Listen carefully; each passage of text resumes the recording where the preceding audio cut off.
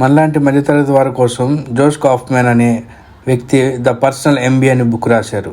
ఈ ఆథర్ చెప్పింది ఏంటంటే, ఈ బుక్ మెయిన్గా 5 పాయింట్స్ బేస్ చేసుకొని రాశారు. ఈ 5 పాయింట్స్ మీకు గనక క్లియారిటీగా అర్థం చేసుకోగలిగితే మీరు ఏ బిజినెస్ స్టార్ట్ చేసినా, ఎంత క్యాపిటల్తో స్టార్ట్ చేసినా కానీ ఖచ్చితంగా సక్సెస్ అవుతారు. ఎందుకంటే ఈ 5 పాయింట్స్ మీదే ఏ బిజినెస్ అయినా డిపెండ్ అయి ఉంటుంది. ఆ 5 పాయింట్స్ ఏంటో మనం ఇప్పుడు తెలుసుకుందాం. Number 1 create value, number 2 marketing, number 3 sales, number 4 value delivery, number 5 finance.